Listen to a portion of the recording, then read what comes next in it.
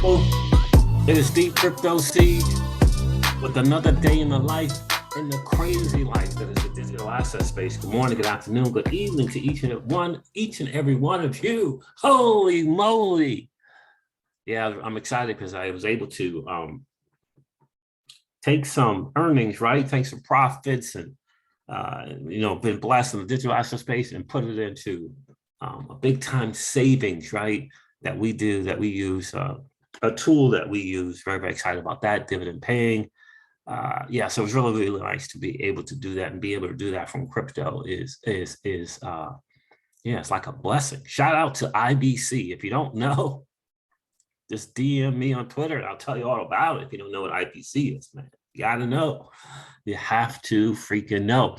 Well, guys, listen, the market is doing what the market does. Unbelievable. Unbelievable. Jimmy James filing, I think I shared this, kind of when it first came out, when Jimmy James put this out about the new schedule George Torres put in. Definitely going to have everything kind of wrapped up in November. Jeremy Hogan kind of tweeted about it. How, she was wanting to get some stuff done before Christmas. Well, I did that a couple of days ago or a day or so ago. And now I think it was one of the 3 videos that I did yesterday, 3 uploads. But now Jeremy Hogan has some more to say, but Fred Rispoli has something very, very interesting to say as well. So I'm really, really excited about being able to share that stuff with you guys as well. Really, really cool stuff. So the market, guys, listen, this is your XRP Ripple news in around 0 to 10 minutes. The market is doing what the market does. The Bitcoin dominance is just not great, guys. Look, it's 39.5%. My guy, high altitude investing, has been doing some swing trading. And what I'm going to do is I'm going to take a couple K and take some of his trades there, just kind of test the swing trading out a bit. I'm gonna let you guys know how that goes. Let you know how that goes. You know how we do with the DeFi. Still got the DeFi stuff going on as well, all over in Terra Luna, all over in Beefy Finance, on Liquid Driver, right? On 100 Finance, playing the passive income game as well. So listen, guys, look, Bitcoin dominance 39.5%. That's just not great. Bitcoin is at 38,676. The total cryptocurrency market cap is 1.86 trillion. It's down 3% on the 24-hour. Wow. Again, Bitcoin, $38,676. Ethereum is at $2,800 roughly. XRP is, where is XRP? It's 61 cents, down 16% on the 7-day. I was telling this Crypto Siege, I'm expecting in about 10 to 14 days for this market to begin to let us know that it's ready to do its thing. Convinced of that. Look at all the reds. The market is just down, double-figure reds everywhere. Hopefully for some people, it's a good opportunity to increase your position. Avalanche is down 13%. It's trading at $64. Shiba Inu is down 7.7%. Kronos is down 8.6%. Near Protocols down 24%, trading at $11.78. ApeCoin is not participating in any kind of down markets right now. My guy had high altitude investing. He called it. He called it when it was say 17 or 16 bucks, maybe 13 bucks. So in any case, there it is. ApeCoin, 57.8% on a 7-day. I'm not participating in ApeCoin. It is currently trading at $22.64. But my guy has these interesting trades that he does, and it's 30 to 35% swing trades, per. And I would imagine that adds up. I've never been a swing trader, but I'll play with a little money and see what is good there. Ethereum Classic's down 15.4%, trading at $29. Guys, look, the market is it's down currently, right? It's just a sideways movement of Bitcoin. It just adds to these little ups and these little downs. And the altcoins is just the way it is. But the GMT token, whatever it is, it's up 20.3%, trading at $3.76. Don't know anything about that. Eco Convex is down 9.2%. The CBX token. So that's it. The market is just red everywhere, guys. Red. And obviously, we're going to cover the madness that is CoinMarketCap. You know, I've been saying on this channel for I don't know how long. I don't get that these YouTubers keep using CoinMarketCap. Like, you already know the blasphemous actions that they've taken place in reference to XRP, the asset. You've already known that. We've already witnessed it. Like, I mean, goodness gracious, why would you be using it? Why would you be highlighting it, pointing to it? Like, I don't get it. I mean, they've been doing that for years. I'm like, give me a break. Give me a break. So I've been using CoinGecko for a minute, right? I'm not trying to use CoinMarketCap. They don't have any love for any crypto but Bitcoin and maybe Ethereum. It's obvious. It's obvious, and it's been that way for a while. Now they put out this madness right in the middle, just before the market is about to do its thing. And again, what 10 to 14 days, I believe, is going to begin to do its thing for the altcoins. And right before that, CoinMarketCap puts out this madness. I mean, like what? Like madness. Are you kidding me? Like, let me see if I can find it. Like, they had the nerve to put that. And then they give this little BS apology, man. BS apology. Like, it's like a BS apology. What the, I mean, come on.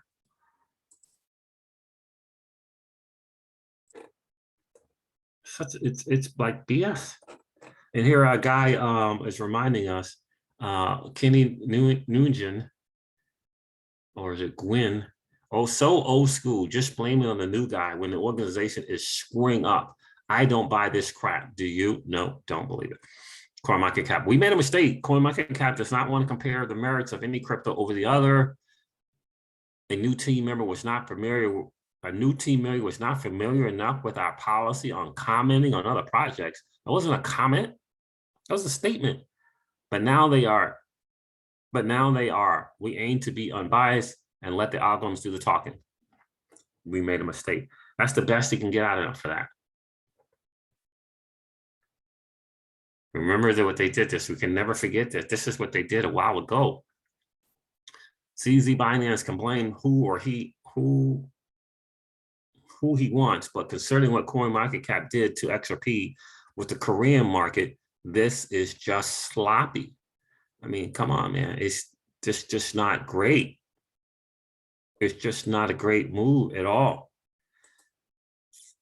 Let me see, what is the other thing I had? Because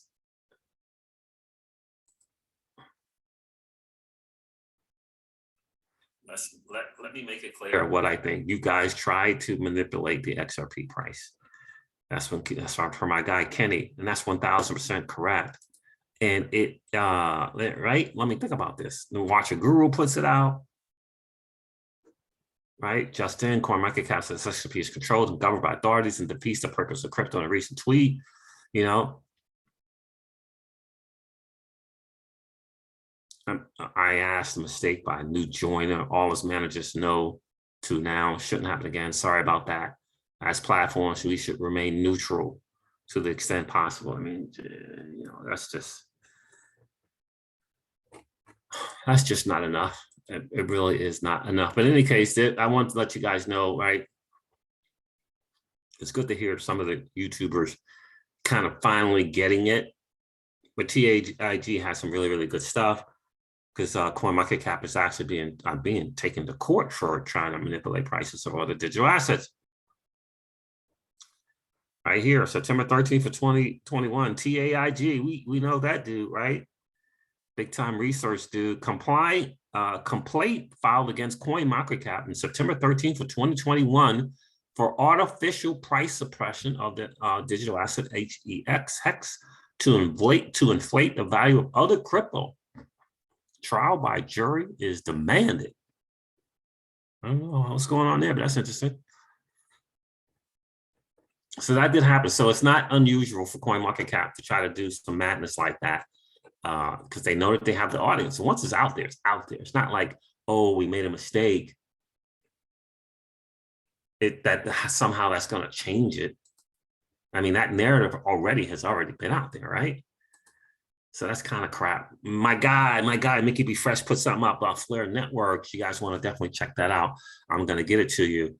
But remember this, right? So Jimmy James put this out. Judge Torres modified the proposed calendar. Motions to exclude expert testimony must be fully briefed by August 30th, 2022. You know, we covered this when it first came out. Motions for summary judgment must be fully briefed by November 15th of 2022. Well, Jimmy James has something to say about this as well.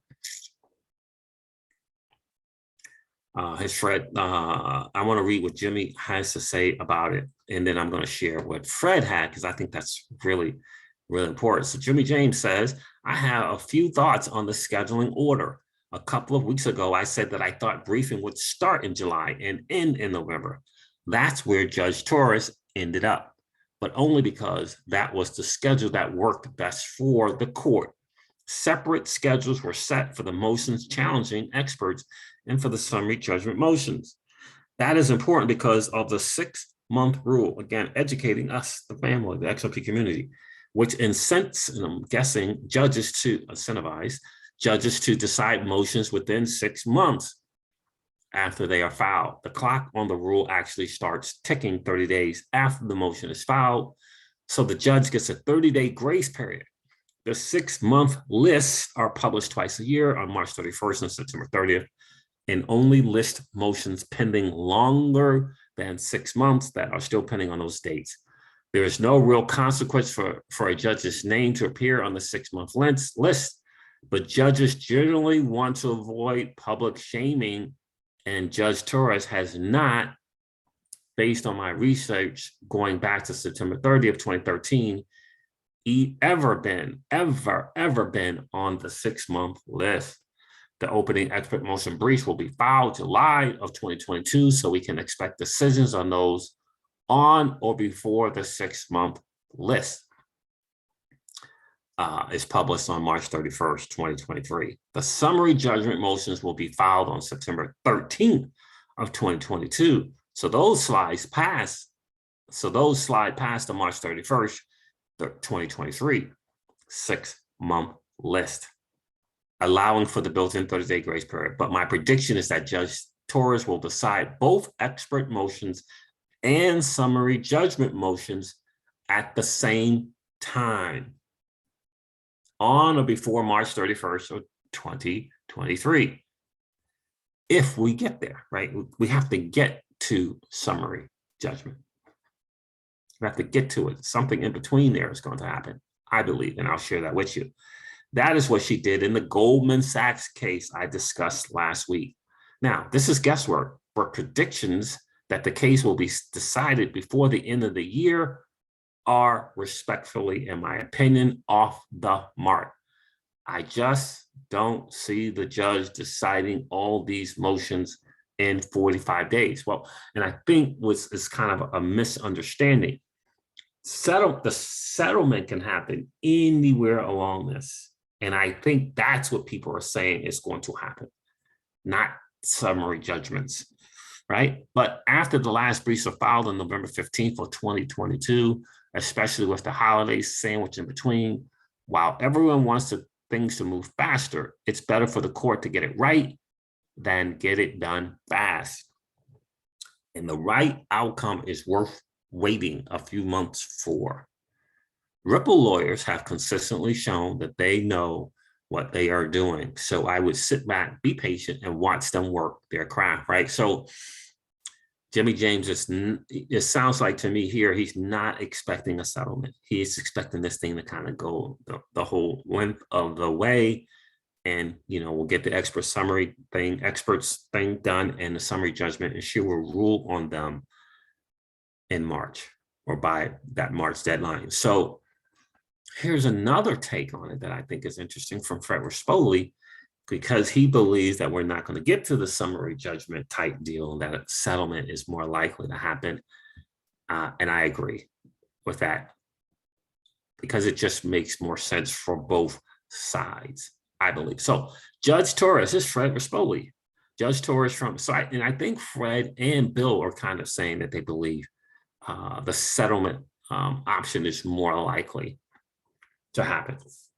And I think John Deaton and Jeremy Hogan have not weighed on either one, although John is believing that the SEC can get a win. It can be a win-win. Well, there's no win-win in the summary judgment. It's in the settlement that there's a win-win. So there we are. Judge Torres' order from FinLaw is great news and has changed my timeline estimates. From Jimmy James. Remember, this is Fred Rispoli saying this. Remember, litigation changes fast. So new facts equal new evaluation. First, I love how George Torres didn't rubber stamp the timeline proposed by the parties. I did not expect that at all. Second, settlement before summary judgment, has now increased to a 50% probability from 20% for me. This is what he's saying. Why? Judge Torres rocketed up the expert witness motion deadline. It was proposed to be the same as summary judgment scheduled by parties. This is critical because expert testimony will account for 75% of how this lawsuit ends. With expert issues done before summary judgment, all parties will have a better understanding of their chance at summary judgment and, if necessary, trial. Crushing blows or victories on what a party's expert can testify to will significantly impact litigation strategy.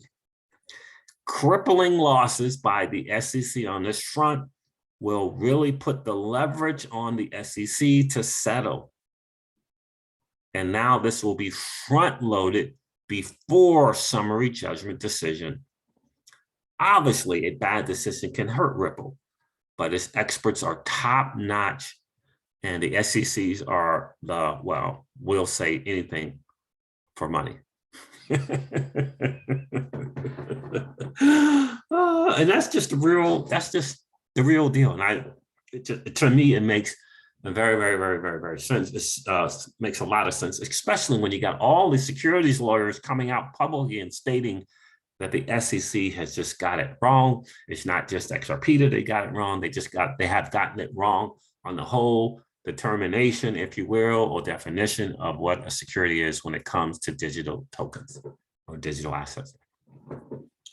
So you can imagine the experts that Ripple has. You could just imagine the experts that Ripple has. All right, so if we're able to read an article like this from securities lawyers, what do you think Ripple has? Who do you think they kind of lined up? Remember I shared this with you guys?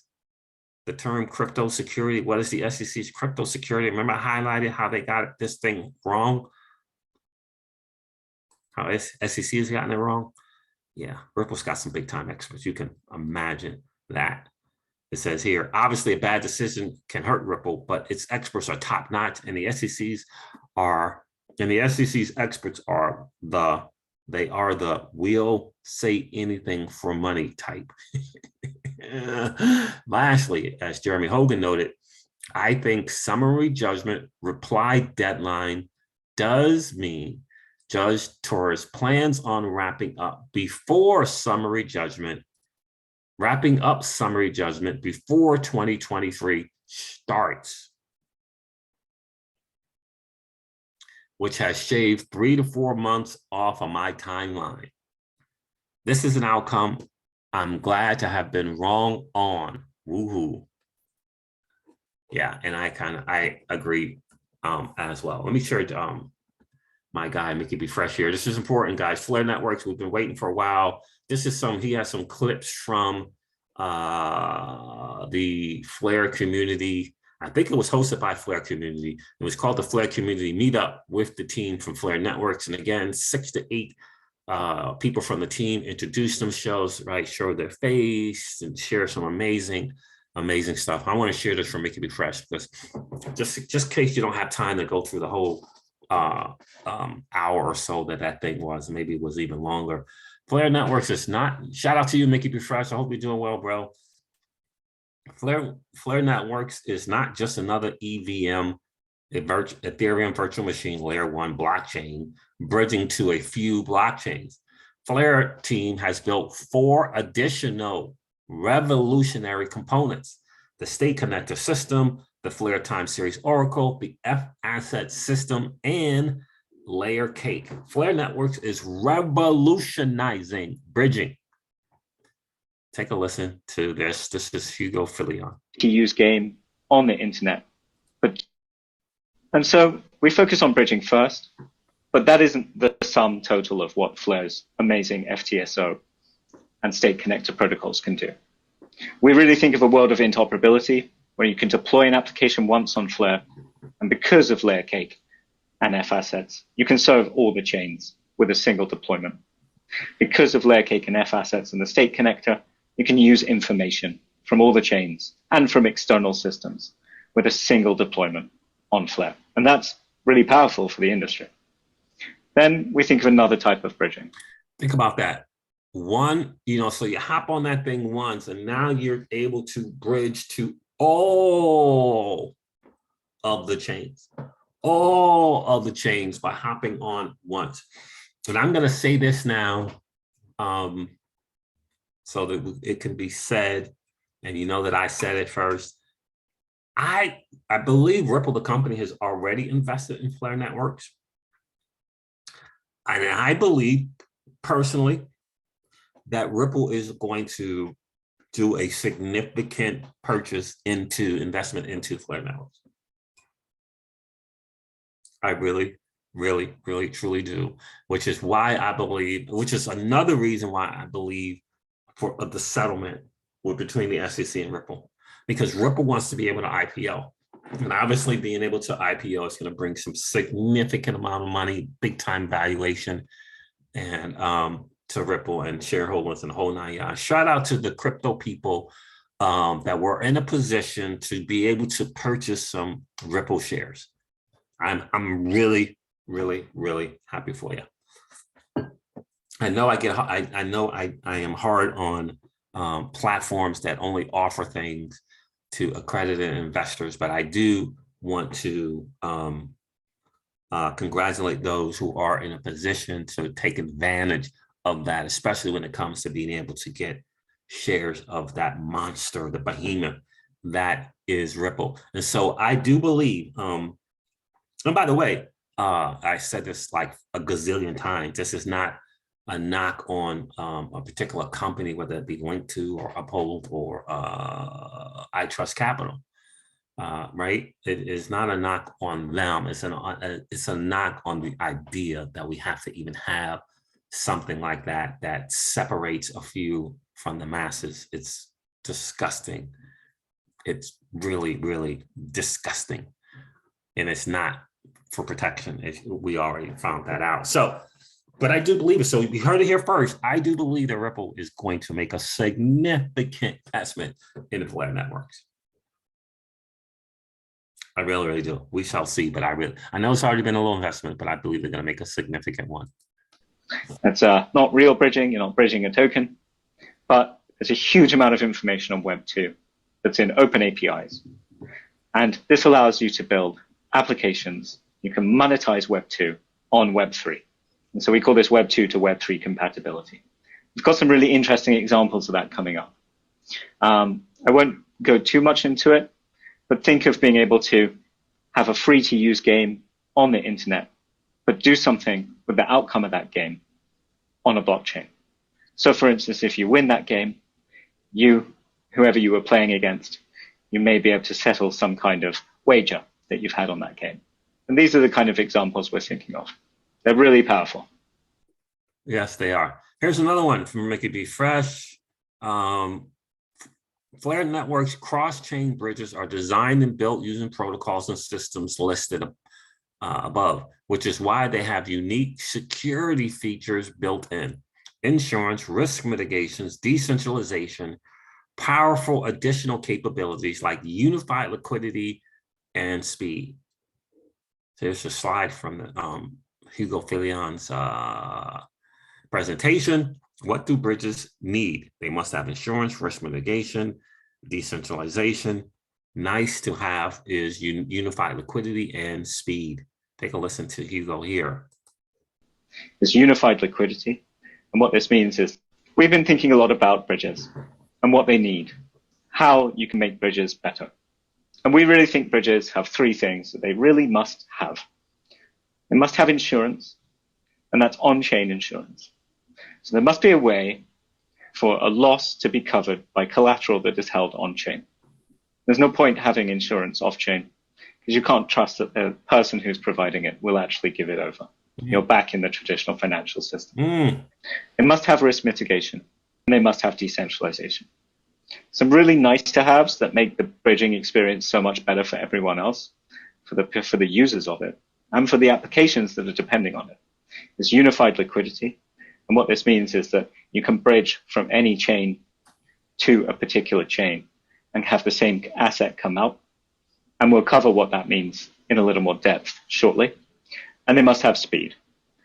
Because if they don't have speed, you'll miss a lot of the opportunities that comes from bridging.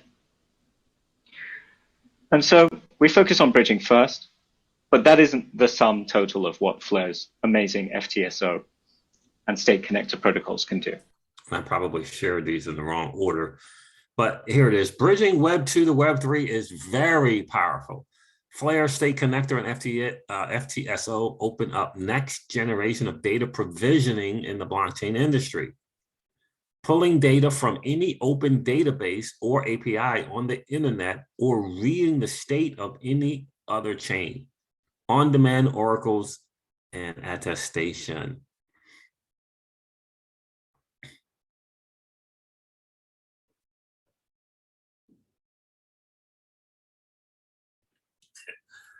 Yes, indeed. Let me see. Is there a video here? No, there's no video. So shout out to you, Mickey B. Fresh. I hope you're doing well. Flare Networks, and we all know it's massive. Songbird, I wouldn't sleep on it either. Certainly not financial advice. But I know that thing is about 90% down from its all-time high. I'm not sure what the Spark token is doing currently. Let's take a look at FLR. But, you know, when you have that possibility, what the heck? Flare token. Flare token? I don't think that's right, but we'll see. What is that? That's not right. Nope, pipeflare.io. That's not right. Wow, that's not. Let's see. What else can I put in here? Flare. Let's see if that'll work.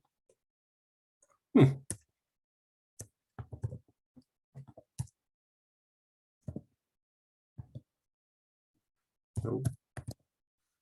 Can't check the price out right now. Anyway, that's not it. Pipeflare.io. What is that? That's Polygons. Deal. Flare token 1 LFR. Polygon. It's interesting that that's coming up that way. But it is. So in any case, yeah, so you definitely want to check out the price of the Spark token. I'll have to find another way to do it. I will not use CoinMarketCap. I can tell you that right now. Won't do it. But I know that Songbird comes up, which is interesting to me that Songbird comes up. Yeah, my Spark token, yeah, Celsius doesn't show prices for it. So, but in any case, guys, listen, sleepers, in my humble opinion, Spark token from Flare Networks and Songbird, in my opinion. Make sure you do your homework, do your due diligence, learn more about Flare Networks. Definitely go to @Flare Networks on Twitter. See, Songbird is at 5 cents. Flare Networks on Twitter, @Flare Networks on Twitter, and watch that freaking presentation. Get a chance to see some of the people from the community, from the Flare Networks community as well. Learn a little bit more about them. Interesting. I don't know how this guy came across these brilliant things and these brilliant minds. I don't know how Hugo did that. Yes, look, it's 92% down from where it was. But that is massive. Like for me, just from, let me look at this chart here. Yeah, see, any trader, right, would tell you that's a good looking chart right there. Look at this, right? That's what you call a good looking chart right there. Like just from remember, it's money in and money out, right? You can give it a 3-letter number so it identifies as a token, but number in is number out. $100 on this, right? I mean, 92% down is 92% down. It's kind of the way it is. What do you think about the software network? You think it's going to be around for a bit? Oh, like that's a no. Anyway, not financial advice. Do your own homework. Do your own due diligence. But that chart looks really, really good to me.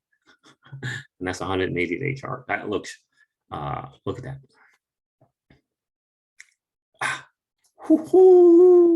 That looks really good. All right, guys, listen. I'm going to end this video like I do all my videos and remind you guys of this, that old money doesn't want you to win. But that's okay, though, because you and I are already winning. Have a great rest of the day, guys. I'll talk to you soon. See ya.